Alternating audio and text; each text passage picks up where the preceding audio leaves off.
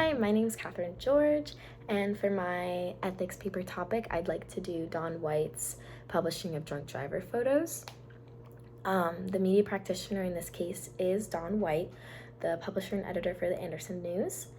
And the stakeholders to briefly cover are going to be Dawn White, of course, the newspaper publication, as many people began to fear it, and the reputation they got from doing this.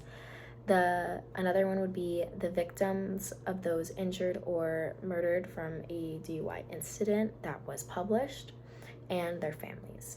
Another one would be the drunk drivers themselves. They got a lot of negative backlash, as you do for committing a DUI, and additionally their families too. They were put in the hot seat because it was so public of everything about the DUI convictors. And then another one I could see is the bars and clubs. Since it trickled down to just being county-based news, Dawn White very specified it down to the county, which I'll explain later in the case brief. I believe that the bars and clubs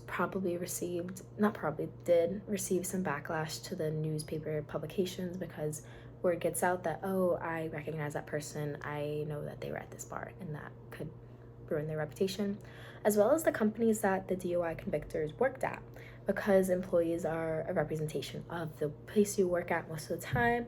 It could have impacted their view towards the public as well.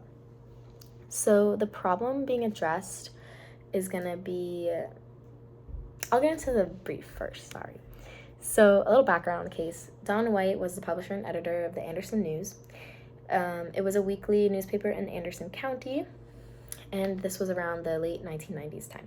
So specifically December 31st, 1997, Dawn White published the Anderson News in the Anderson newspaper that drunk drivers will have their photos published after committing a DUI.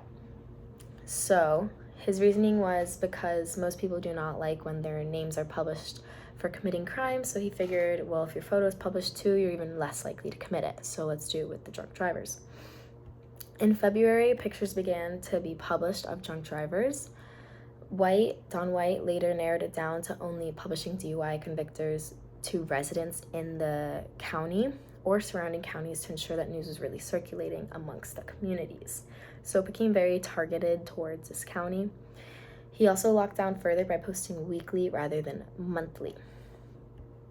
Additionally, where it gets very on the fine line of, is this moral, like, is this too much information? Is this just incriminating information that's going to make the families and everyone attached to this DUI convictor damaged, is that a lot of personal information was given along with the photos. They gave the name, age, this is all from the case study from Society of Professional Journalists, but they gave the name, age, place of residence, date and time, charge, blood alcohol level, and date convicted. So they gave a lot of information about the DUI convictor, pretty much, and a lot of personal information, such as name, age, place of residence, that very, like, you're reading that and then you see that they're from a place, literally could be your neighbor, so, and that terrifies you. That could even put a bad negative image on that neighborhood. The moral dilemma here is that the newspapers have obligation to report the truth of events, but the idea is, to what extent should the truth be reported? Is it vital information to the public to know this much detail about the DUI convictors? Is it truly beneficial to society, to the community, or is it just a power trick through fear?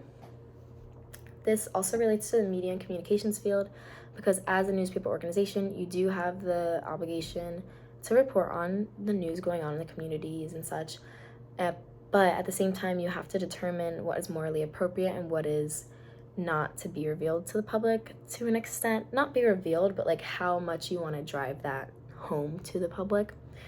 And then additionally, which manner it's gone about. Like, Dawn White was very onto it and hard on it, whereas it could have been carried out through their own private manner. But this was gone about in not the most sensitive way, as I just kind of touched on, as the families of the victims who were possibly injured through the DUI or the DUI committers are now put in the spotlight, because everyone's going to know, they know everything about the person who committed it, they know the place of residence, name, age. say, for example, you go to school and you're a child of someone that was just recently published, you may be looked at differently, and that's not fair to the family, because that one person's actions in the family is not a reflection of everyone, but that's how it will be in the scheme of things, unfortunately. I chose this one because I've always been interested in crime side of media and like what's appropriate to be discussed. I saw some other case studies talking about, should you reveal the name of like sexually assaulted victims and stuff like that, and I found that very interesting because I know a lot of laws come from that are named after the people who have had those issues. So I thought this one was an interesting take on it, because it's kind of, in my opinion, a very big power trick to rule with fear. Obviously, you don't want people driving drunk, but like I mentioned earlier, the poor families that were attached to the victims and the committers, get involved in it in an unfair way. So I thought it was interesting to see like what extent this could have gone better in a publication way. And yeah, and then in my text I'll provide the link, the problem or question, and practitioner again, Dawn White. Thank you. Please let me know if this is a good topic to stick with.